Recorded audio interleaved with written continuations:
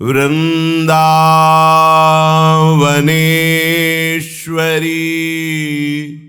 तवैव पदारविन्दम्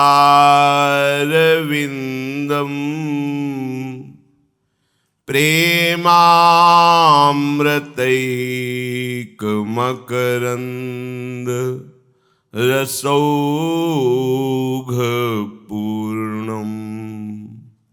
हृद्यर्पितं मधुपते स्मरतापमुग्रम्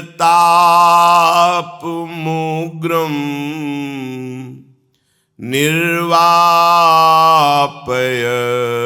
परम शीतलमाश्रयामि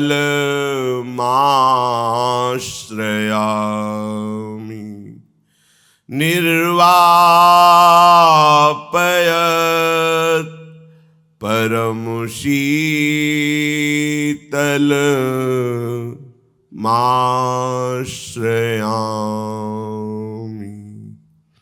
प्रभु श्री कृष्णचंद्र जी कृपा करके ऐसा अमृत में उपदेश कर रहे हैं। यदि हम श्रद्धा और विश्वास पूर्वक श्रवण करें, मनन करें और अपने आचरण में उतारें तो इसी जन्म में हमें श्री लाडली लाल का कृपा प्रसाद प्राप्त हो जाए, अहेतु की भक्ति प्राप्त हो जाए, अनन्य भक्ति प्राप्त हो जाए। प्रभु कह रहे हैं पुरुषः स परः पार्थ भक्त्या लभ्यस्त्वनन्यया यस्यान्तःस्थानि भूतानि येन सर्वमिदं ततं। हे पृथानंदन अर्जुन, संपूर्ण प्राणी जिसके अंतर्गत है, जो संपूर्ण प्राणियों को व्याप्त भाव से, जैसे जल में बर्फ, बर्फ में जल, बर्फ गाढ़ घनीभूत जल, जल बर्फ द्रवीभूत, एक ही बात। संपूर्ण जगत को व्याप्त करके, संपूर्ण जगत के अंतर्गत सूक्ष्म से सूक्ष्म, महान से भी महान वो प्रभु विराजमान है। चाहे निराकार उपासक हो, चाहे साकार उपासक हो, तत्व अनुभव एक ही परमात्मा का होता है। चाहे किसी भी संप्रदाय का हो, किसी भी उपासना का हो, जब अध्यात्म की ऊंचाई पर पहुंचता है तो तत्व रूप से वो एक ही होता है। चाहे राम बोले, कृष्ण बोले, शिव बोले, हरि बोले, माँ बोले, जो भी भाव से बोले, वो एक ही परम तत्व है, क्योंकि वो सब रूपों में वही विराजमान है। ऐसा विशुद्ध तत्व ज्ञान और विशुद्ध प्रेम कैसे प्राप्त होता है? तो भगवान कह रहे हैं भक्त्या लभस्त्वनन्यया, मेरी अनन्य भक्ति से ही वो ऐसा तत्वबोध, ऐसा प्रेम प्राप्त कर सकता है। माता देहूति जी ने भगवान कपिल देव जी से कहा कि ये अनन्य भक्ति प्राप्त होती भगवत प्रेमी महात्माओं के संग से, और वो महात्मा कैसे होते हैं ये भी सुन लिया। अब प्रभु अनन्य भक्ति का स्वरूप क्या है? भगवान बोले चित्त का एक एक वृत्ति से निरंतर अपने आराध्य देव में समर्पित होना। जैसे गंगा यमुना की अखंड धारा समुद्र में जा रही है, ऐसे ही आनंद समुद्र, प्रेम समुद्र प्रभु में हमारे चित्त की एक एक वृत्ति तीव्र गति से प्रभु के चरणों में समर्पित होती रहे। एक एक वृत्ति, एक वृत्ति भी प्रभु से अन्य ना, उसे अनन्य कहते हैं। जिसकी कर्मेंद्रियां और ज्ञानेंद्रियां दोनों करुणा में आराध्य देव के चरणों में समर्पित हो जाती हैं। अर्थात कर्मेंद्रियों से जितनी भी चेष्टा होती वो केवल अपने आराध्य देव के लिए। इसके दो विभाग हैं। एक है जो भी हम व्यवहारिक कार्य कर रहे हैं, देखने में व्यवहारिक है पर वो हम कर हरि के लिए रहे, ये प्रवृत्ति मार्ग गृहस्थ धर्म के अंतर्गत। और विरक्त निवृत्ति मार्ग, व्यवहार की भी प्रगट वृत्ति वो केवल प्रभुमय होनी चाहिए, किंचन मात्र प्रपंच का प्रवेश नहीं, जिसमें धाम वास, नाम संकीर्तन, वाणी गायन, नाम जप, युगल सेवा, ये प्रगट में ऐसे भागवतिक कर्म, ये निवृत्ति मार्ग पर।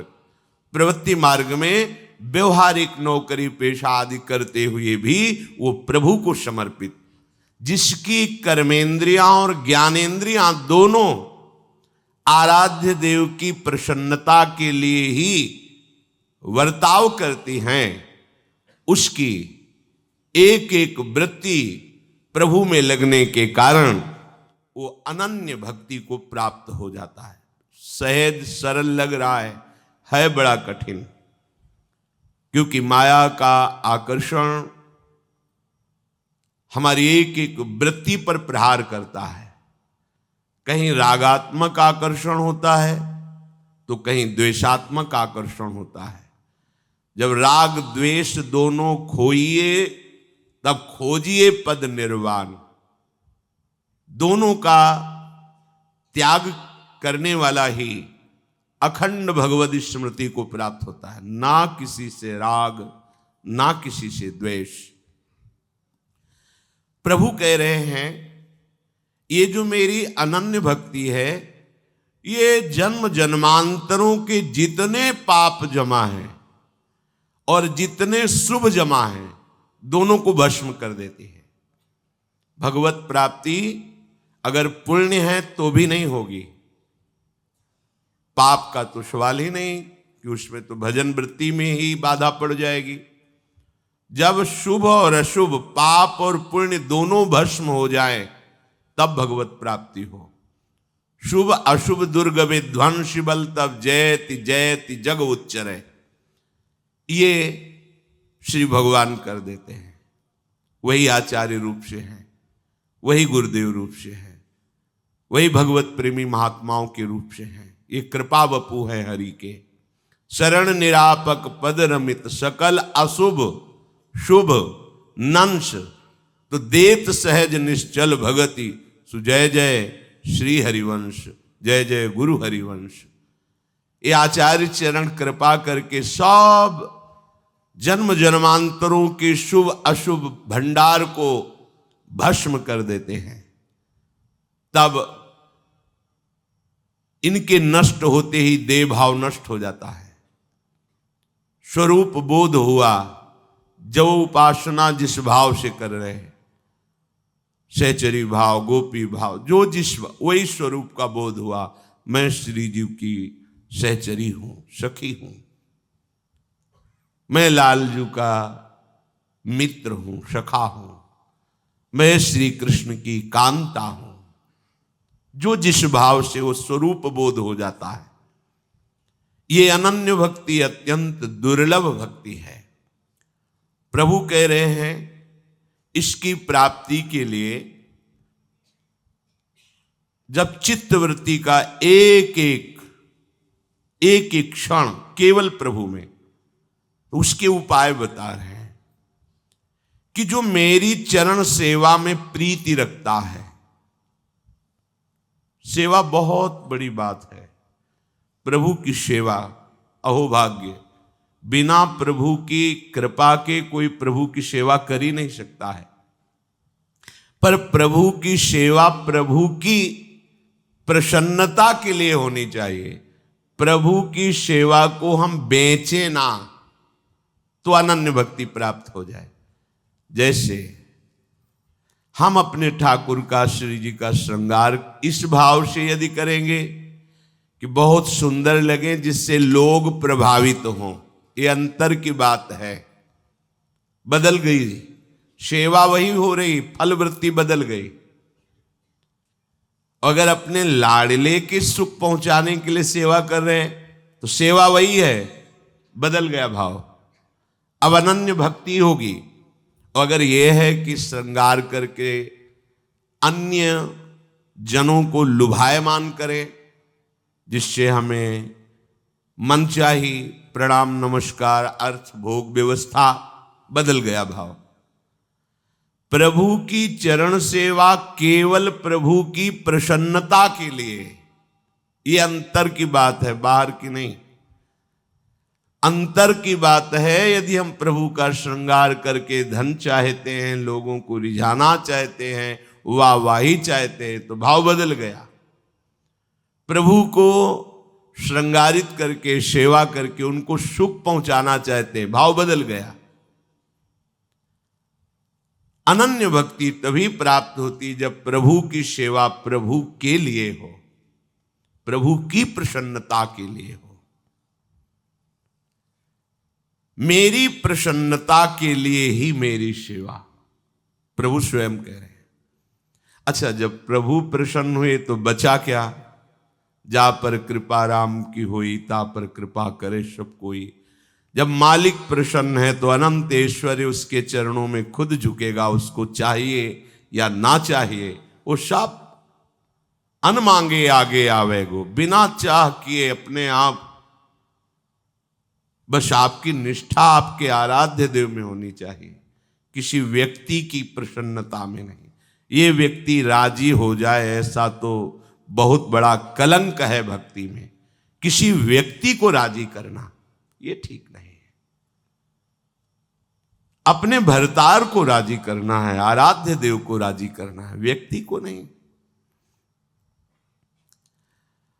और दूसरा उपाय, जब कभी एक दूसरे से मिले तो प्रेम पूर्वक केवल मेरे नाम महिमा, मेरी गुण महिमा, मेरे पराक्रम की चर्चा, मेरे रूप की चर्चा, मेरी कृपा की चर्चा करे, अन्य वार्ता नहीं। अनन्य भक्ति प्राप्त करने के लिए पहला साधन, निरंतर अपने आराध्य देव की सेवा भावना में रहना, केवल आराध्य देव को सुख पहुंचाने के लिए, उनकी प्रसन्नता के लिए। दूसरा, जब हम किसी से मिले तो अपने प्रियाजू की, अपने लालजू की महिमा का वर्णन, नाम महिमा, धाम महिमा, गुण महिमा, रूप महिमा, इसी की चर्चा होनी चाहिए। जो मेरी चर्चा में सुख मिलता है वो सायुज्य मोक्ष की भी इच्छा नहीं करता, अर्थात वो मोक्ष पदवी में भी सुख नहीं है जो भगवत चर्चा में है। इसीलिए जीवन मुक्त हुए महापुरुष भी भगवान की लीला चरित्रों का गायन और श्रवण करते रहते हैं। जो मेरी चर्चा करते रहते हैं तो मैं कृपा करके उनके नेत्रों में झलकने लगता हूं। पर यह नियम हो जाए कि हम वाणी से अपने प्रभु की सिवा और कोई चर्चा नहीं करेंगे। उन साधु जनों को जिनकी एक एक वृत्ति मेरे चरण चिंतन में लगी है, मैं अपना वो मनोहारी सौंदर्य माधुर्य युक्त रूप उनके नेत्रों में प्रकाशित कर देता हूं। नयन की पुतरी ही श्याम सुंदर बन जाते हैं, प्रियालाल बन जाते हैं। ज्यों ही मेरी उनको झांकी होती है, उनका हृदय द्रवित हो जाता है, बहने लगता है नेत्रों के आंसुओं के रूप में, रोमांच रूप में, कंपायमान, हृदय द्रवित हो रहा है। ये प्रभु करते हैं, उनका रूप करता है। इतना ही नहीं, जब उनका हृदय द्रवित होकर मेरे में आसक्त होने लगता है तो मैं प्रकट होकर उनसे संभाषण करता हूं। कैसी महिमा!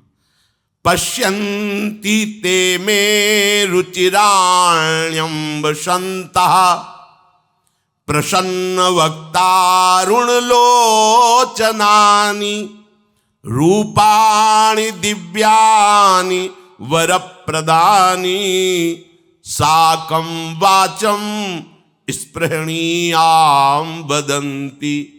वो मेरे साथ बातचीत करने लगते हैं। ये प्रेमी जनों का जो एकांतिक विलसन है प्रभु के साथ, वो बाह्य दृष्टि से या बाह्य बुद्धि से नहीं देखा जा सकता। पूरे हृदय में प्रभु का अधिकार होता है। ना होने पर माया नानात्व दर्शन करा रही है आपको, और भक्ति इस नानात्व का अपहरण करके जो है उसका केवल दर्शन कराती है। जिधर देखता है युगल सरकार दिखाई देते हैं, बस उन्हीं से संभाषण होता है। मन ही मन बातें कर रहा है, सामने विराजमान है, कोई ध्यान धरने की जरूरत नहीं। प्रभु कह रहे हैं, मैं उनके नेत्रों में पिय मूर्ति नैनन बसे तेहि रस रहे समाए। आराध्य देव समा गए, जिधर वो दृष्टि डालता है केवल आराध्य देव। वो मेरे से संभाषण करता है, जो बड़े बड़े तपस्वियों के लिए भी अत्यंत दुर्लभ है। भगवान कह रहे, वो मेरा अनन्य भक्त मेरे से संभाषण करता है। मेरे दर्शनीय मुखारविंद, अंग प्रत्यंग, मेरा सुंदर हास, मेरा विलास, मेरी मनोहर चितवन, मेरी प्रेममयी अमृत वाणी, वो निहाल हो जाता है। उसका मन, उसकी इंद्रियां सब मेरे में फंस जाती है। देह कुटुंब ते जाए छूट सब ही विधि नातो। अब ना चाहने पर भी परम पद उसके चरणों में लुटता घूमता है। यह है अनन्य भक्ति का प्रभाव। संपूर्ण अज्ञान नष्ट हो गया। अथो विभूतिम मम माया विनस्ता मैश्वर्यमष्टांग मनुप्रवत्तम श्रियं भागवतीं वास प्रहयन्ति भद्राम पश्य मे ते स्नुवते तु लोके। समस्त विद्या माया अज्ञान नष्ट हो गया। अब ब्रह्मलोक तक की भोग संपत्ति,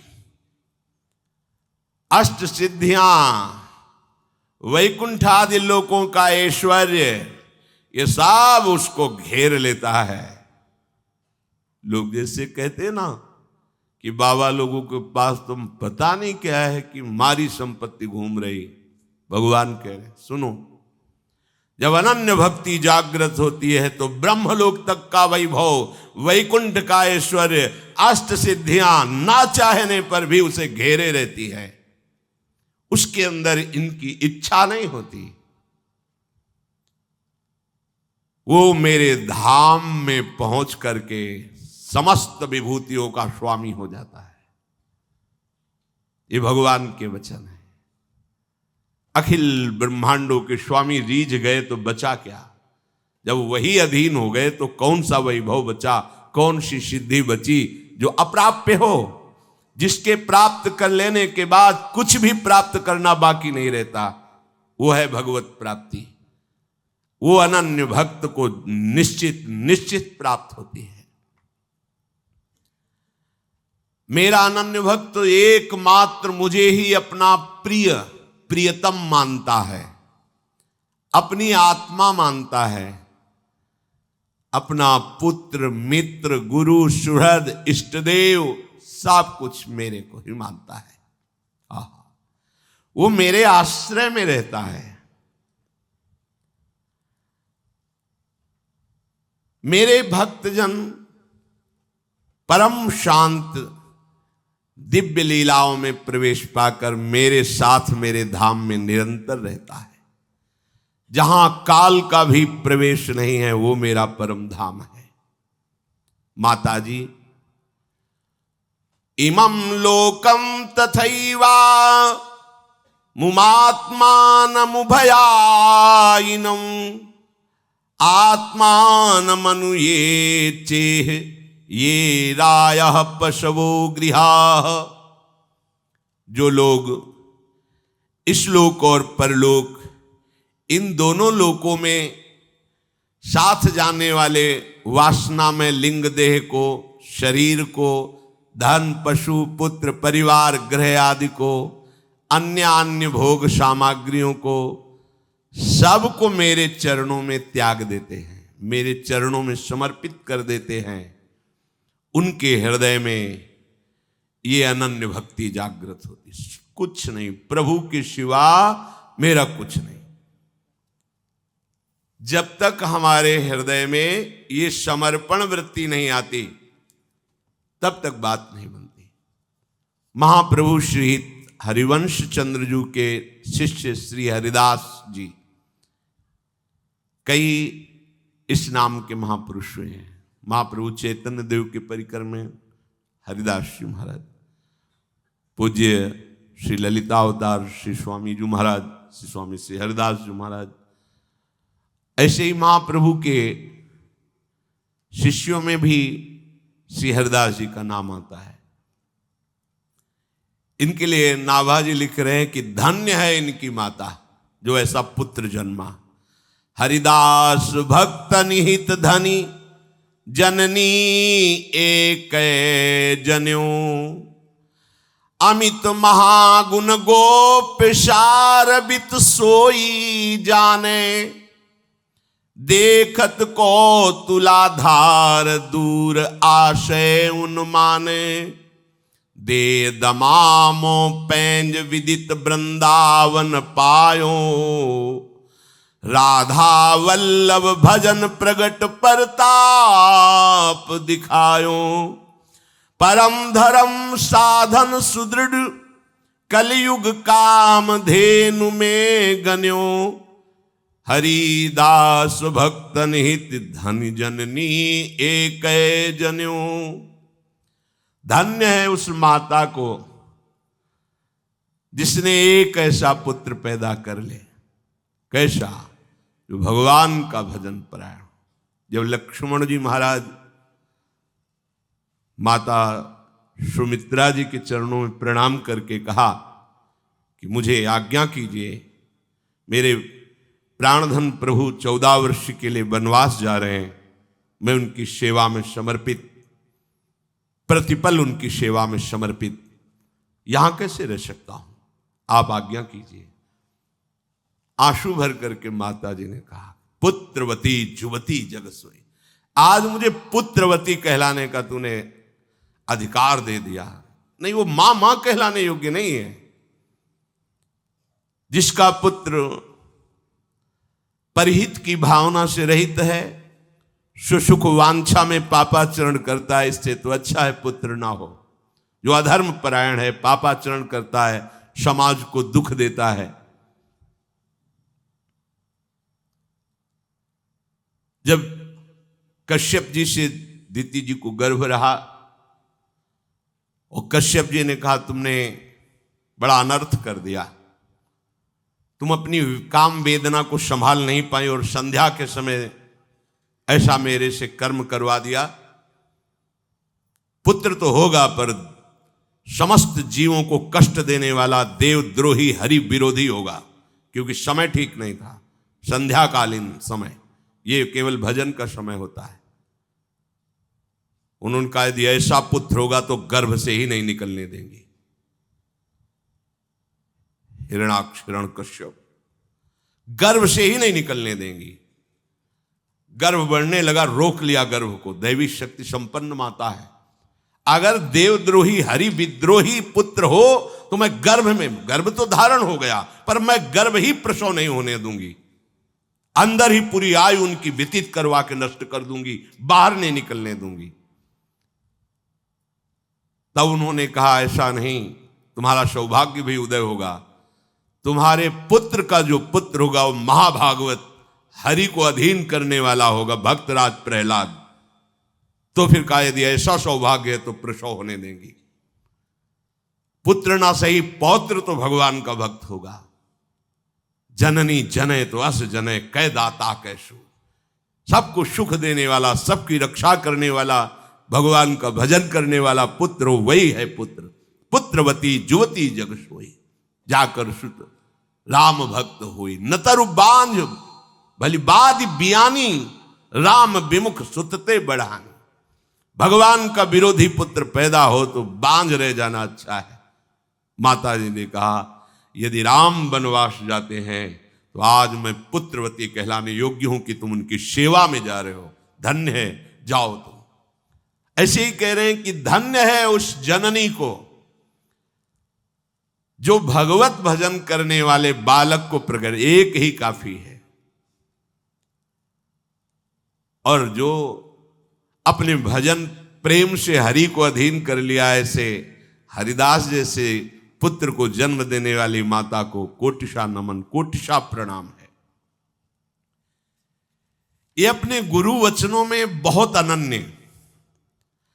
कहीं भी किसी के जीवन में यदि चमत्कार प्रकट होता है दिव्यता को, तो उसमें गुरु की भीनी कृपा दृष्टि होती है। उनकी मंद मंद जो मुस्कान होती है, उसी मुस्कान से वो माया पर विजय प्राप्त करके दिव्यता को प्राप्त होता है। हरिवंश महाप्रभु पर अनन्य निष्ठा हरिदास जी की थी, जो अपने हृदय में छुपा के रखते थे बात। हृदय का प्रेम वाणी से कहने पर बहुत हल्का हो जाता है। उनके गुणों को तो कोई प्रेमी ही समझ सकता है। कहने को तो वो वैश्य कुल में जन्मे थे, परंतु जहां बड़े बड़े साधकों की सिद्धों की पहुंच नहीं, उस गूढ़तम रहस्य राधा वल्लभ लाल के प्रेम में उनका प्रवेश था। कैरवा भाव रहस्य पारगमती श्री राधिका प्रेषा। डंके की चोट पर उनकी अनन्यता प्रकाशित होती थी। यद्यपि उनका शरीर काशी, भगवान विश्वनाथ जी की नगरी में रहता, काशी में वो रहते थे, परंतु उनकी अनन्य निष्ठा हरिवंश महाप्रभु के चरणों के प्रभाव से श्रीधाम वृंदावन में थी। क्योंकि अब निज धर्म आपनो कहे तहा नित्य वृंदावन रहत, बहुत प्रेम सागर जहां। काशी में रहते थे, शिष्य थे हरिवंश महाप्रभु के, और निष्ठा श्रीधाम वृंदावन की, हर समय वृंदावन का चिंतन।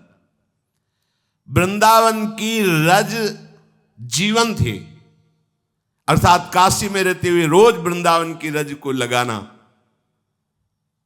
समझ लीजिए, आप कहीं भी बाहर हो, आप हमारे श्री राधा वल्लभ लाल जी के चरणों की उपासना से जुड़े हैं, तो ये जीवन में बात पकड़ लीजिए। आपका घर है वृंदावन, और आपके तन में वृंदावन रज लगी होनी चाहिए, और आप राधा वल्लभ लाल का चरणामृत रोज पीजिए और राधा वल्लभ श्री हरिवंश जपिए, तो कहीं भी आपका शरीर छूटे आप यहीं आएंगे। जैसे भारतीय राज कर्मचारी का, सैनिक का कहीं भी शरीर छूटे, ससम्मान तिरंगा में लपेट कर उसे भारत में ही, ऐसे ही कहीं भी तुम्हारा शरीर पर वो ब्रज रज लगी है, चरणामृत पीते हो, राधा वल्लभ श्री हरिवंश बोलते हो, तो नित्य धाम लाडली के महल में आपको आना होगा। विश्वास कीजिए। उन्होंने महाप्रभु की कृपा से निश्चय कर लिया था कि मैं बाहर मर ही नहीं सकता, क्योंकि वृंदावन हमारा लाडली का निज महल है, तो वहीं शरीर छोड़ूंगा। श्री भट्ट देवाचार्य जी भी कहते हैं कि यही आशा रखनी चाहिए। कहीं भी रहो, लाडली से प्रार्थना करते रहो कि जब हमारा शरीर आपको ऐसा लगे कि, तो आप फिर धाम बुला लेना और वहीं छोड़वा देना। जीवन की पूरी यात्रा सफल हो गई यदि हम प्राण छूटे। जय श्री भट्ट धूल धूसर तन ये आशा हो, एक कण शरीर में लगा हो तो उससे श्री जी की प्राप्ति हो, फिर यहां शरीर छोड़ रहा है, उसकी दुर्गति कैसे हो सकती है। उनकी प्रतिज्ञा थी, निष्ठा थी कि मेरे भाग्य का बल नहीं चलेगा, प्रारब्ध का बल नहीं चलेगा, यहां लाडली के चरणारविंद का बल चलता है। नहीं तो प्रारब्ध हमारे कहां थे ऐसे जो हमें प्राप्त हो रहा है, ये तो मेरी लाडली का बल काम कर रहा, मेरे बल श्री वृंदावन रानी। मैं अपना शरीर धाम में छोड़ूंगा। ये घोषणा कोई मन वचन कर्म से जो समर्पित वही कर सकता है। नहीं भय लग जाएगा कि बात झूठी न हो जाए, पता नहीं कहां शरीर छूट जाए, क्या भरोसा, क्या भरोसा। अरे नहीं है भरोसा, काल भी नहीं हमारे शरीर को नष्ट करेगा। शरीर नष्ट होगा तो वृंदावन में होगा। निष्ठा, निष्ठा, बिना मन वचन कर्म के समर्पण के आप ऐसा बोल ही नहीं सकते, आपका हृदय नहीं स्वीकार कर सकता। श्री राधा वल्लभ नाम के भजन का अद्भुत प्रभाव प्रकट करके दिखा दिया। अनन्य हरिवंश धर्म की सुदृढ़ निष्ठा में कभी वो विचलित नहीं हुए। इस कलिकाल में मनोरथ पूर्ण करने के लिए कामधेनु के समान हरिदास जी थे। जो उनके समीप आ जाता, जो उनको प्रणाम नमस्कार संभाषण, उसकी कामनाएं पूर्ण हो जाती। जैसे कामधेनु कल्पतरु का सेवन करने वालों की कामनाएं पूर्ण होती है, ऐसे भगवत प्रेमी महात्माओं को भी कामधेनु कहते हैं। वहां ये नहीं होता जाओ पूरी हो जाए, नहीं, तुम आ गए हो इतना ही काफी है। ना तुम्हें कहने की जरूरत है, ना उनको आशीर्वाद देने की जरूरत है। ये दरबार ऐसा है, अपने आप हो जाएगा, तुम्हें चिंता नहीं करनी। अगर तुम्हारी निष्ठा है, तुम्हारी भावना है तो। ये हर समय अपनी जिह्वा से राधा वल्लभ श्री हरिवंश, राधा वल्लभ श्री हरिवंश निरंतर जपते रहते थे। एक क्षण के लिए नाम छूटना इनके लिए असहनीय था। ये काशी में रहते थे, पर कहीं किसी से कोई अन्य संभाषण नहीं, अन्य कहीं दर्शन के लिए भी नहीं। ये अनन्य निष्ठा जब जागृत होती है तो फिर कुछ अच्छा नहीं लगता। अपने राधा वल्लभ लाल की सेवा से इनको अवकाश ही नहीं था। ये अपने धर्म में दृढ़ थे। चतुर्भक्त वही है जो गुरु प्रदत्त उपासना को दृढ़ता पूर्वक पकड़ ले, अपने भावों को गंभीर रखे, सहज में कोई जान न पावे। श्री हरिदास जी के हृदय में दूसरों को सुख पहुंचाने की चेष्टा का भाव भरा रहता था। सुख देवे को चावचित, सब सोहित निष्काम, या सुधर्म हरिवंश को नाम गिरा विश्राम। ये हरिवंश धर्म है, दूसरों को सुख पहुंचाना, मन से, वचन से, कर्म से, हमारे द्वारा किसी को दुख ना पहुंचे। एक दिन ये एकांत में विचरण कर रहे थे तो जंगल में देखा एक सिंह एक गाय को दबोच करके बैठा हुआ है। जे ही देखा तो सुखदेवे को चावचित, हाथ जोड़ा और कहा, प्रभु यद्यपि मुझे पता है कि जो मैं कहने जा रहा हूं उसमें आपकी बात पूरी नहीं होगी। कहां आपका इतना आहार, कहां ये हमारा छोटा शरीर, पर मैं प्रार्थना करता हूं कि आप इस गाय को छोड़ दीजिए और मेरे शरीर को पा लीजिए। सिंह से कोई उत्तर, उन्होंने कहा, अच्छा ऐसा लगता है कि आपका पेट नहीं भरेगा, मेरा पुत्र जवान है, बस मुझे कुछ समय दीजिए, मैं अपने घर पहुंचूं और पुत्र को लेके आ जाऊं, तब तक आप गाय को मत पाना। मेरे को और मेरे पुत्र को पाओगे तो शायद आपकी भूख मिट जाए। सिंह ने गाय को छोड़ दिया और खड़ा हो गया। बोले, बस शीघ्र गति से गया, ये भक्ति का चमत्कार। मैं अपने पुत्र को लेकर के साथ आता हूं, फिर आप आराम से पा लीजिए। तुरंत वापस हुए। देखो, बेटे से जाके कहा कि हम वादा करके आए हैं एक सिंह से ऐसा, आप हमारे साथ चलो और उसके आहार बनो चल करके। तुम्हारी रुचि है हमारी आज्ञा पालन करने में? आंसू आ गए और कहा, आज मेरा जन्म लेना सार्थक हो गया, क्योंकि एक तो आप पिता और दूसरे भगवान के महान भक्त और तीसरे गौ रक्षा के लिए आप मेरे को समर्पित कर दिए। मेरा जीना सार्थक हो गया, मैं अभी चलता हूं, मेरा अहोभाग्य।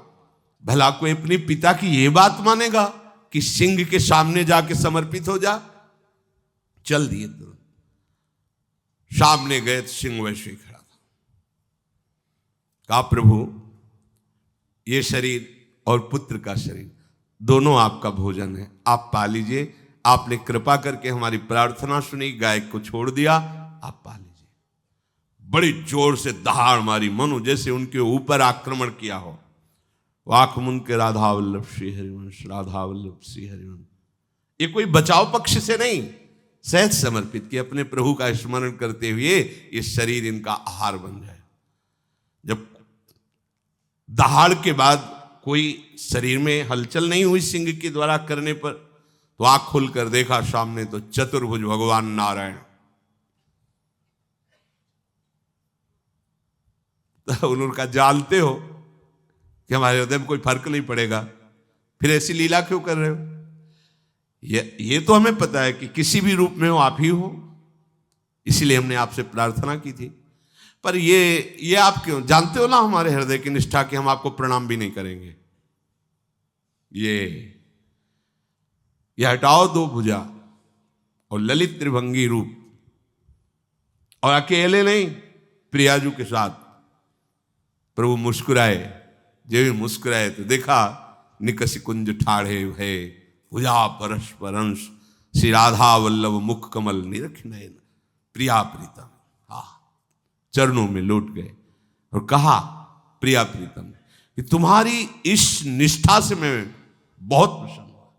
आराध्य निष्ठा और दूसरी आचार्य निष्ठा। आचार्य की आज्ञा है सबसो हित, गाय के हित के लिए तुमने अपने प्राणों को समर्पित कर दिया।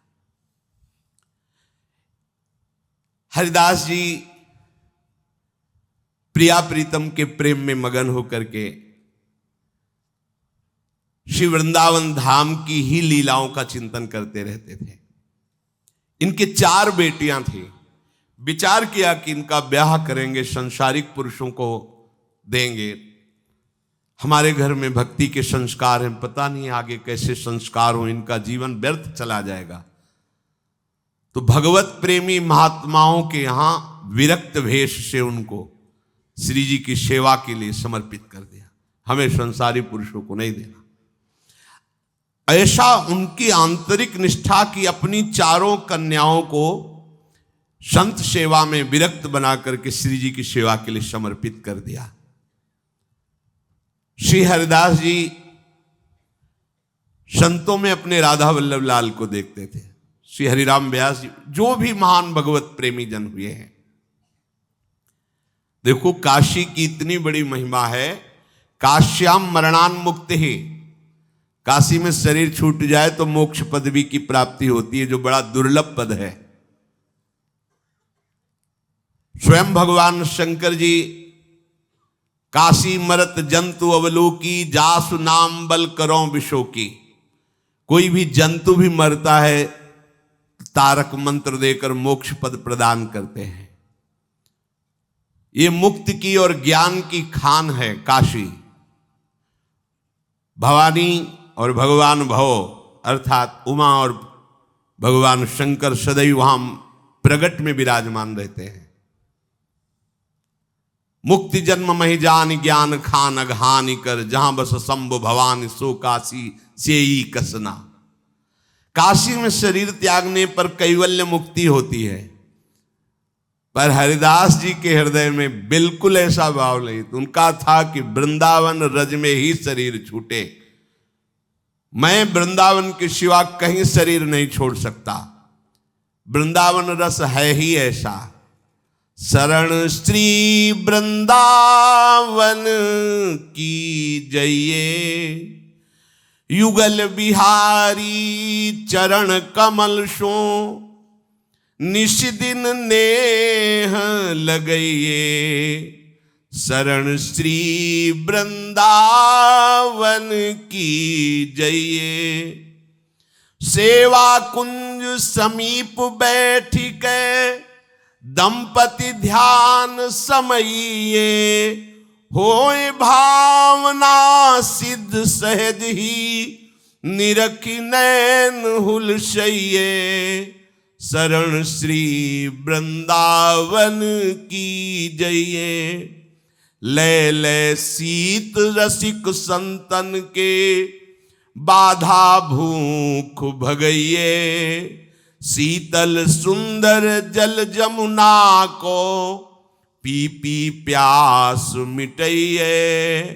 राधे श्याम नाम रटि रसना, आंसू दृगन बहइये, सरस माधुरी पिय प्यारी के, प्रेम पुलक गुण गइये। शरण श्री वृंदावन की जइये। श्री वृंदावन की शरण स्वीकार करना चाहिए।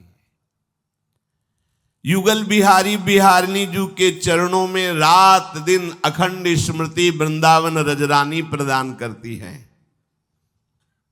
प्रेम पदार्थ अति दूर है बिनु से रज रूख। वृंदावन की रज का, वृंदावन के रसिकों का, लताओं का सेवन किए बिना प्रिया प्रीतम का अखंड स्मरण प्राप्त नहीं होता, क्योंकि अखंड स्मृति ही प्रेम है।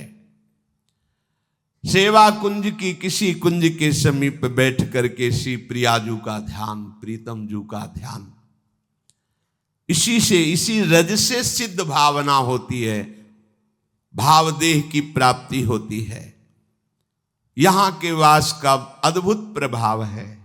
अगर ऐसा सौभाग्य हो जाए कि संतों की जूठन प्रसादी पाने को मिले, अहो भाग्य। जब प्रियाजू को भोग लग गया और रसिक संत पा लिए और थोड़ा भी किनका मिल जाए तो उनका उच्छिष्ट ही माना जाता है। यमुना जी का आचमन, यमुना किनारे बैठकर पद सुनाना, मंत्र जप करना, अहो भाग्य। युगल सरकार का नाम रटते हुए, आंसू बहाते हुए वृंदावन की गलियों में घूमना, ये जीवन की परम सार्थकता है। श्री हरिदास जी के हृदय में वृंदावन के प्रति अमोघ निष्ठा थी। बस यही था, कभी ऐसा ना हो कि हमारा शरीर वृंदावन से अलग छूटे। चाहे लाखों कोस दूर हो, आप अगर वृंदावन निष्ठा है तो वृंदावन आपके नजदीक है, चिंता मत करना, क्योंकि चिदानंद धाम है, कोई जड़ देश नहीं है। एक दिन हरिदास जी को लगा कि अब मेरे प्राण छूटने का समय आ रहा है। संकेत हो जाता है भगवत प्रेमियों को, महापुरुषों को, कि अब जाने का समय हो रहा है। उन्होंने तत्काल अपने प्रेमी जनों को बुलाया और कहा, मुझे वृंदावन ले चलो, मेरे शरीर छूटने का समय आ रहा है, मैं काशी में शरीर नहीं छोड़ूंगा। राधा वल्लभ श्री हरिवंश श्री वृंदावन श्री बनचंद, इस नाम का सब कीर्तन करते हुए मुझे वृंदावन ले चलो। ऐसा ही हुआ, सब कीर्तन करते हुए वृंदावन की तरफ उनको लेके चल दिए। प्रतिपल शरीर असमर्थ होता गया। तो आवती ही मघ माज छूटी गयो तन, पन साचो कियो श्याम बन प्रगट दिखायो है। आय दर्शन कियो इष्ट गुरु प्रेम भरिनेम, पर्यो पूरो जाए चीर घाट नहायो है। पाछे आए लोग शोक करत भरत, नैन बैन सब कही कही ताही दिन आयो है। भक्ति को प्रभाव या में भाव और आनो जिन, बिन हरि कृपा यह कैसे जात पायो है। काशी से उनके शरीर को जय जय राधा वल्लभ श्री हरिवंश श्री वृंदावन श्री वनचंद कीर्तन करते हुए ला रहे थे, तो रास्ते में ही देखा कि शरीर पूरा हो गया। काशी से निकलकर बीच रास्ते में जब विश्राम के लिए रुके तो देखा हरिदास जी का शरीर पूरा हो गया। शरीर छूट, अब तो सब लोग बड़े उदास की ऐसी निष्ठा थी कि वृंदावन में शरीर छोड़ेंगे, पर चलो वृंदावन तो ले ही चलते हैं। वो सब कीर्तन करते हुए वृंदावन के लिए चले। और जिस समय आज शरीर छूटा था उसी समय हरिदास जी चीर घाट में स्नान करके और राधा वल्लभ लाल जी के दर्शन कर रहे थे। श्री हरिदास जी ने राधा वल्लभ लाल जी के दर्शन के, और जितने प्रेमी जन रसिक जन थे सबको प्रणाम नमस्कार मिले। आ गए, हाँ बोले, काशी से चले थे, आ गए। आप सबके सप्रेम सबके साथ समाज में बैठे, जो पूर्व परंपरा से समाज चल रही। आज भी राधा वल्लभ जी को समय समय ऋतु के अनुसार, लीला के अनुसार पद सुनाए जाते हैं। अब जो समाज हुई, इसके बाद उन्होंने कहा कि अब हमारी जो अंतिम इच्छा थी कि हमारा शरीर इसी रज में पूरा हो, हमें लग रहा है अब राधा वल्लभ लाल जो हमें बुला रहे हैं। सबके बीच में इधर वो पूरा परिकर शव लेके आए और आके रोने लगे कि हरिदास जी की अंतिम इच्छा थी कि वृंदावन में शरीर छोड़े, उनका शरीर तो रास्ते में। वो कैसी बात करते हो, कल आए थे हरिदास जी, तो चीर घाट में स्नान किया, राधा वल्लभ जी के दर्शन किए, समाज किए, फिर यहां प्राण छूटे। सौ तो ये है, बोले वो तो यहां शरीर छोड़े हैं। बोले ये है राधा वल्लभ लाल की निष्ठा, चिदानंद बपू वृंदावन धाम की निष्ठा। एक क्षण के लिए भी अंतर नहीं पड़ा, यही श्री जी के दर्शन करके शरीर छोड़े। प्रगट में वो दिखाई दे रहा पांच भौतिक मायाकृत लीला। जैसे गोपीजनों को उनके पतियों ने रोक लिया, तो जो गोपीजन चली थी उनके पहले वो श्री कृष्ण के पास वहां मिली। गोपियों ने देखा होगा, वो गोपी तो श्री कृष्ण के समीप पहले से ही है। भक्ति में अनन्यता और निष्ठा, भाव में दिव्य शरीर, निरंतर प्रिया प्रीतम के समीपता का अनुभव, ये प्राप्त होता है राधा वल्लभ लाल जी की अनन्य निष्ठा से। ये साधारण भक्ति तो भी भाग्य से मिलती, पर प्रायः साधारण भक्ति की स्थिति में ही सब रहना चाहते, क्योंकि उसमें विषय सेवन करने को मिलता है और विषय सेवन में सुख की भावना रहती है। इसीलिए वो चिदानंद दिव्य सुख की बात ही नहीं समझते हैं। कैसी मूढ़ता है कि देख करके लगता है कि हाँ, हरि आपकी है माया प्रचंड, आप ना चाहे तो कोई गली नहीं चल सकता आपकी, पक्की बात है। जो इसी जन्म में भगवदानंद की प्राप्ति करना चाहता है, उस उपासक को चाहिए अपनी अनन्य निष्ठा में रहे। ये अनन्य निष्ठा हरिदास जी की। एक बार संतों के साथ ये जगन्नाथपुरी में गए, साथ में अपने राधा वल्लभ लाल जी की सेवा पद्धति। देखो, कहीं भी जाओ अपनी सेवा पद्धति साथ रखो। अगर बड़ी सेवा पद्धति तो राधा नाम भी रखा जाता है साथ में। बड़ी सेवा पद्धति वहीं विराजमान कर दी, राधा नाम लेकर के जहां भी, बिना सेवा के नहीं, छोटा सा राधा नाम संपूर्ण सेवा है। वो अपने राधा वल्लभ लाल जी को लेके जगन्नाथपुरी गए थे संतों के साथ। अपने ठाकुर जी को जो भोग लगाते थे वही पाते थे, अन्य नहीं। अन्य प्रसाद जो मिलता माथे पे रख करके। प्रभु जगन्नाथ जगदीश हैं, जगन्नाथ का भात और जगत पसारे हाथ। इनकी भक्ति और इनकी निष्ठा से सब परिचित थे। बड़े प्रभावशाली ये संत हैं, भक्त हैं। इस भाव से जगन्नाथ जी का प्रसाद समर्पित किया गया, पर इन्होंने प्रणाम किया और लिया नहीं। तो जगन्नाथ जी के जो सेवक थे वो बिगड़े। ये क्या है, जगन्नाथ जी के प्रसाद को आप,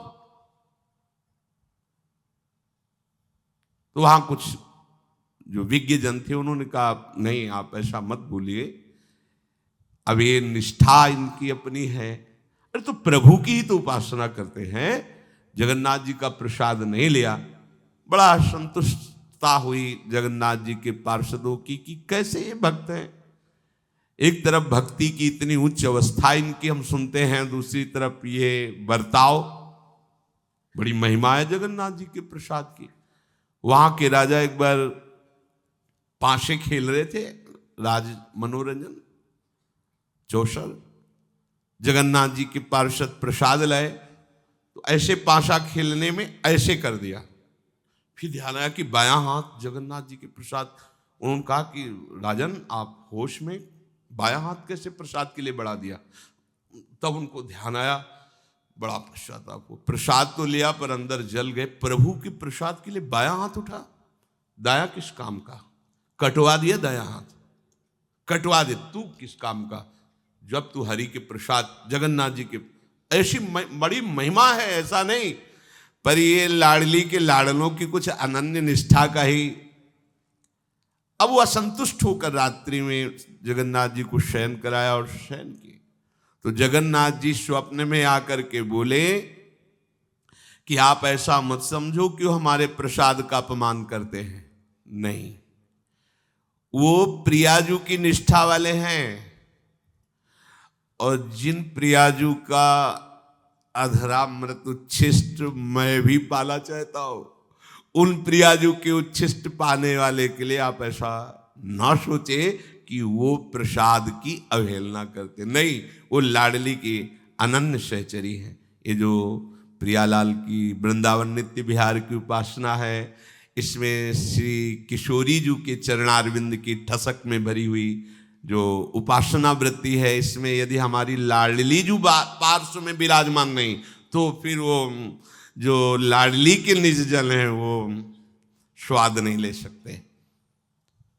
प्रभु हैं, राधा संग बिना नहीं श्याम सिद्धांत है, मनोमृणाल भूषण भूषित भुज श्यामंश पर डारी, जैसे हित हरिवंश जुगल करनी गज बिहरत बन पिया प्यारी। जहां प्यारी जो, बस ये वृंदावन रजरानी की कृपा से, रसिकों की कृपा से भाव आता है। इसी अनन्य निष्ठा से हम अपने आराध्य देव श्री राधा वल्लभ लाल जी के अत्यंत गूढ़ प्रेम नित्य विहार रस को प्राप्त कर सकते हैं। अनन्य भक्ति में तुम्हारी परीक्षा भी हो सकती है, ऐसा नहीं कि कोरे कोरे आप चले जाओ। कौन परीक्षा कर सकता है? जब आप प्रभु के जन हो तो परीक्षा कौन कर सकता है? प्रभु ही करेंगे, दूसरा थोड़ी करता है। तो वो परीक्षा क्यों करते हैं?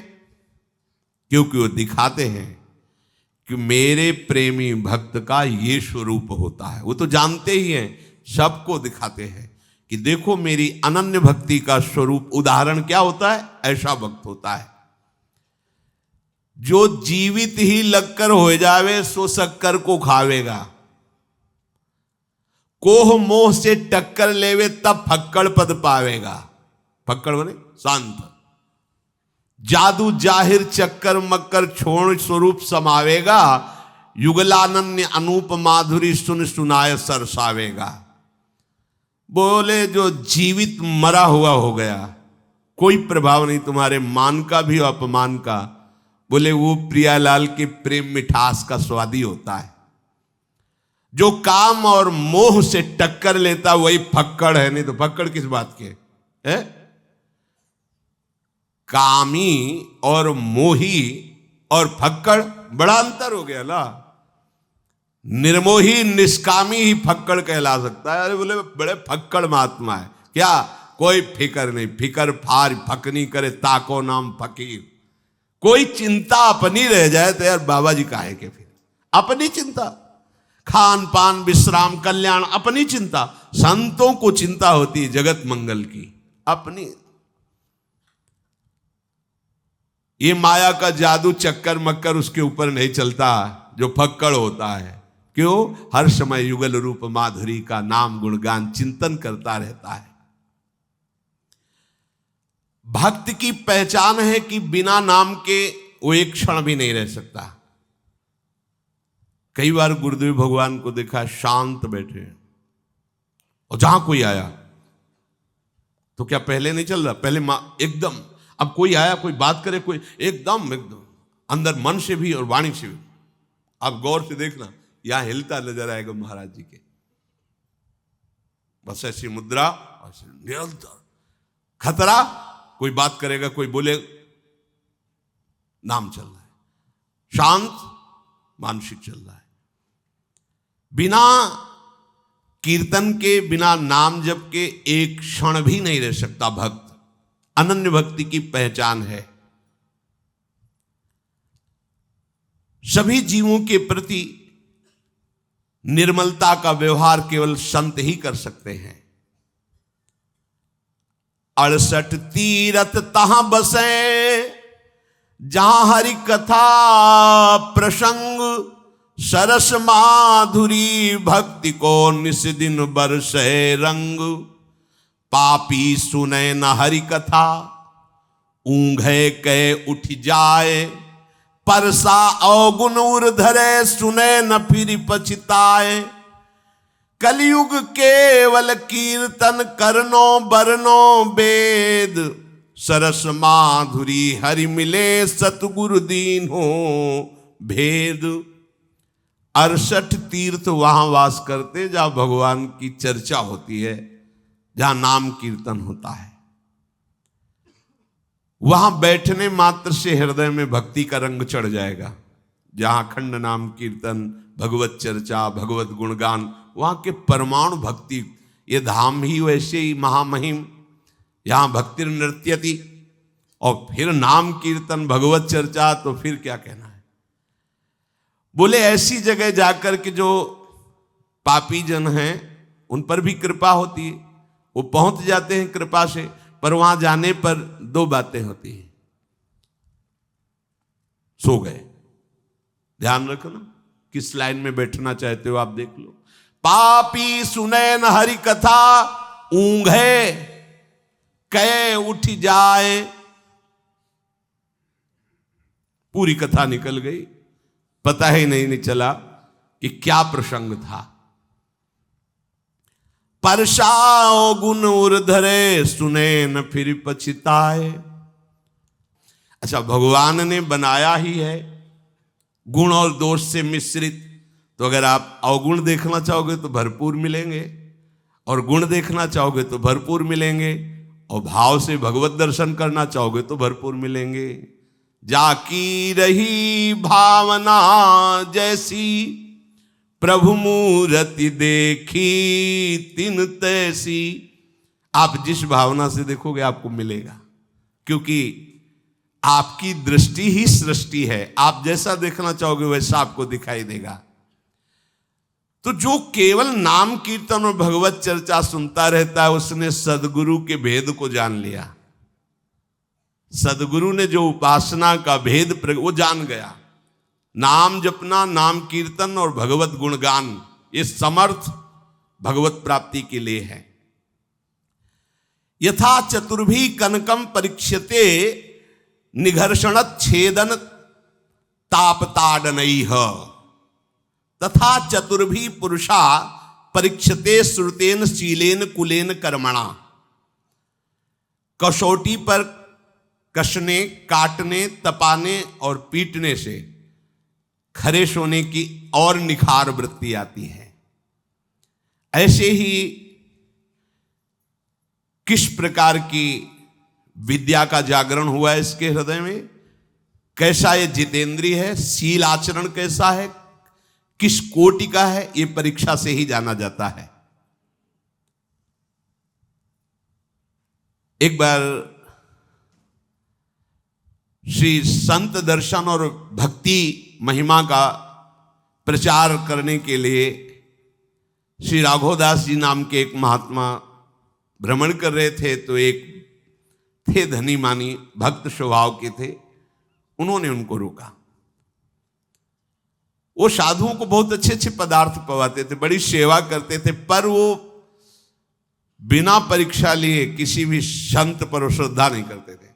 खवाएंगे पियाएंगे सब करेंगे, पर परीक्षा। ऐसे राघवदास जी को बड़े आदर से ठहराया। एक कीर्तनिया थे, कीर्तन करते थे, भगवत जस गाते थे, लोक में विचरण करते थे। सुंदर भोजन पवाया, सुंदर शयन की व्यवस्था की, और फिर अपनी स्त्री से का श्रृंगार करके जाओ, इनके चरण दबाओ जाके। वो पूर्ण श्रृंगार करके राघवदास जी के पास गई और कहा आज्ञा हो तो चरण दबा दें, तो उन्होंने अस्वीकार कर दिया, आवश्यकता नहीं है। तो उनका पति भी, वो जो भगत थे, वो आ गए, विनम्रता पूर्वक कहने लगे कि हम जैसे गृहस्थों को पावन करने के लिए आप जैसे संत भगवान पधारते हैं, तो हमारी रुचि है, हमें बड़ा सुख होगा यदि हमारी पत्नी पैर दबाए और आप दबवा लें। तो अगर आप मेरी सेवा स्वीकार नहीं करेंगे तो मैं समझूंगा कि मैं बड़ा अभागा हूं और मैं संतों का कृपा पात्र नहीं हूं। और आंखों में आंसू भर लिया पति ने। संतों का हृदय बड़ा कोमल होता है, उनका नहीं नहीं आप दुख मत पाओ, यदि आपको सुख मिलता है दबा लीजिए। उनकी पत्नी चरण दबाने लगी और आप अपने प्रभु का ध्यान करते हुए समाधिस्थ हो गए, निद्रा समाधि स्थिति। वो 12-1 बजे तक दबाती रही, वहां कोई फर्क नहीं, चली गई। भगत जी ने आप पैर पकड़कर कहा कि आप कुछ दिन रुकिए, ठीक है। अब वो 20 दिन रुके, 20 दिन रोज उनकी पत्नी आती, चरण दबाती, कोई फर्क नहीं, वैसे ही स्वरूप स्थिति। पत्नी ने कहा कोई भी किसी भी तरह का कोई विकार हमने उनमें नहीं देखा। 21वें दिन उसने कहा महाराज अब जब इतनी कृपा की तो एक बार हमारी पत्नी को गले से लगा करके गोद में बैठ जाइए, तो हम समझेंगे कि आपकी हमारे ऊपर बड़ी कृपा है। राघवदास जी ने कहा जो आज्ञा प्रभु। भाव किया, हे जगन माता अम्बा, आप ही सब स्त्री रूपों में, कहा मां, और ऐसे गले से लग गए और गोद में बैठ गए। वो भगत चरणों में गिरे, बोले महाराज ये हम सब परीक्षा के लिए कर रहे थे कि आपके अंदर काम विकार आता है कि नहीं आता है। उन्होंने कहा देखो ये तुम बहुत गलत करते हो, अगर जरा सी भी कहीं तुम्हारे अंदर दोष दृष्टि हो गई, सब किया कराया तुम्हारा मिट्टी हो जाएगा, तुम ऐसा अवसर ही क्यों देते हो। नहीं, सेवा करो, दूर शयन कराओ, हो सकता है कोई जितेंद्री ना हो और वो साधन पथ पे अभी चला है, अगर वो जरा भी हरकत कर देगा तो आपकी साधुओं पर निष्ठा, ऐसा थोड़ी कि सब सिद्ध होते हैं। अरे कोई अभी चला है परमार्थ में, अभी उसे पूरा परमार्थ का पता ही नहीं है, काम क्रोधादि अपना प्रभाव दिखा रहे हैं, अब वो सिद्ध थोड़ी है, हो सकता है उससे चूक हो जाए। तो ऐसा आप अवसर मत दीजिए। परीक्षा तो समर्थों की जाती है, सब कोई समर्थ थोड़ी होता है कि वेश रख लिया तो सब समर्थ। चल रहे हैं समर्थों के मार्ग में, पहुंचना तो हरि कृपा से होता है। अतः अगर हमारी भावना और भक्ति पर तुम्हारी श्रद्धा है तो हमारा आदेश है आज के बाद किसी भी संत की परीक्षा मत लेना, यथाशक्त दूरी बना करके सेवा करना, जिससे तुम्हारा मंगल हो जाएगा। एक बार यही राघवदास जी को किसी राजा ने बुलवाया कि महान संत हैं, सभा में खूब सम्मान किया। तो वहां सभा में ब्राह्मण जन भी बैठे थे, उनको लगा कि बाबा जी का इतना सम्मान और हम तो सभा में रोज बैठते हैं, कुछ चंद रुपए दे देते हैं, ये राजा ऐसा सम्मान क्यों नहीं करते, हमें क्या कमी है, हमारा सम्मान ऐसा क्यों नहीं करते। अब एक सुंदर महल में राघवदास जी को रोका राजा, तो उस ब्राह्मण ने राघवदास जी का अपमान कराने के लिए एक वैश्या को जाके एक दुपट्टा दिया, गमछा, और स्वर्ण मुद्राएं दी, और उस महल में टिके हुए वहां 2-4 दिन आओ जाओ दरवाजे के आसपास तक बस, और सभा में फिर आकर के ये अंगोछा वापस करना तुम, और ये बोलना कि महाराज कल ये अंगोछा जब हमसे मिल रहे थे तो आपको छूट गया था, तो ये देने आई है, फिर इसके बाद जितनी और स्वर्ण मुद्रा कहोगे हम देंगे। अब वैश्या तो धन की लोभी। अब ये सभा में बैठ करके राजा को उपदेश कर रहे थे, उसी समय ठीक ब्राह्मण के द्वारा भेजी हुई वैश्या बोली महाराज रात के आप जब हमसे मिल रहे थे तो आप भूल गए थे अंगोछा, तो ये अंगोछा ले लीजिए। उन्होंने निसंकोच होकर कोई खंडन नहीं किया, होगा हाँ अच्छा हमारी भूलने की आदत है ना। राजा को लगा ऐसा कैसे हो सकता है। सभा में अब अरे हम समझते हैं ना सब पाखंड चलता है, कोई श्रद्धावान होता है। ये जो लाखों लोग ये एक भेड़ कूद जाए ना तो चाहे वो आगे जाके डूब जाए, लेकिन सैकड़ों भेड़ वहीं से कूदेगी। इसे कहते हैं भेड़िया धसान। वो एक प्रणाम कर रहा है, उसे पूछो तुम क्यों प्रणाम, बोले वो प्रणाम कर रहा है। अरे वो क्यों प्रणाम कर रहा है तुम्हें पता है? नहीं पता। वो प्रणाम कर रहा है, हम प्रणाम कर रहे हैं। ऐसी श्रद्धा लाखों में होती है। कोई एक श्रद्धावान होता है जो अपनी निष्ठा से कि एक बार सर झुका दिया कटा सकते हैं, लेकिन अब नहीं, निष्ठा। अब देखो ना, निष्ठा तो किसी बिरले की होती है ना, तो उस सभा में सैकड़ों, अरे हम कहते थे ना कि वो सब ऐसे ही चलता है। राजा बड़े असमंजस में पड़ गए कि मैंने इतना यश सुना है इन महात्मा का, और इनके दर्शन से भी ऐसा लगता है कि ऐसा नहीं हो सकता, कोई षड्यंत्र तो नहीं है। सभा से बड़े निराश होकर राजा उठे और वो बिल्कुल प्रसन्न बैठे। बिल्कुल उन्होंने ऐसा खंडन नहीं किया कि कब अंगोछा, तेरे को तो मैं जानता भी नहीं हूं, अरे तू कैसा हमारे ऊपर ब्लेम लगा रही। ऐसा भक्त स्वभाव नहीं होता। उन्होंने सोचा भगवान जब लीला कर रहे हैं तो हम भी उसी लीला में सम्मिलित है। वो हाँ हाँ हमारा भूलने का स्वभाव है, रख दी। राजा एकांत गए और अपने मंत्रियों को, पार्षदों को बुलाया और कहा उस वैश्या को हमारे सामने हाजिर करो। बोल, महाराज को जानती है तू? तो महाराज मैं महाराज को क्यों जानूंगी, महाराज से हमारा कोई परिचय नहीं। बोले फिर? वो जो आपके सभा के मुखिया पंडित जी है ना, उन्होंने हमें इतनी स्वर्ण मुद्राएं दी थी कि ये बोल देना जाके, तो वही हम कह रहे, चल सभा में बोल चल करके। जब वो सभा में खड़ी किया और तो उनका महाराज क्षमा कर दीजिए, हमारे द्वारा अपमान माना गया, क्योंकि ये हमारे राज्य की वैश्या, हमारे पंडित। तो बोले अगर आप हम पर प्रसन्न है राजन, तो पंडित जी की जो दक्षिणा चल रही वो चलती रहे, और कभी इनको इस पद से ना हटाया जाए और कभी इनको कष्ट। ये है, ये साधु स्वभाव है। अनन्य भक्त को कभी भी किसी भी तरह की यदि विपरीत परिस्थिति आवे तो अपने प्रभु का खिलवाड़ समझना चाहिए। देखो भगवान बड़े कृपालु हैं। ये यश प्रतिष्ठा एक बहुत बड़ा विष है।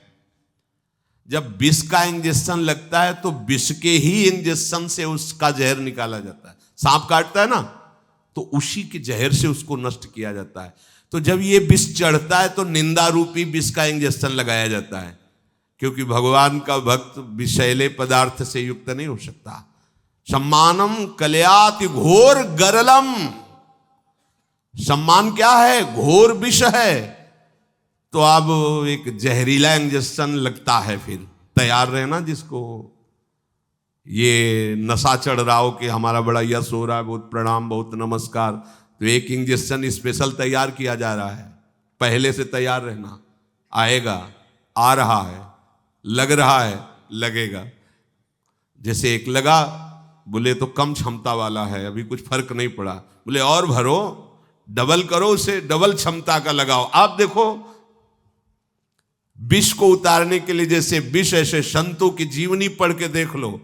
अपमान रूपी जहर का इंजेक्शन दिया जाता है मान रूपी जहर को हटाने के लिए, क्योंकि जब तक मान रहता है तब तक भगवत साक्षात्कार नहीं होता। निर्मान अमोहा जित संग दोषा।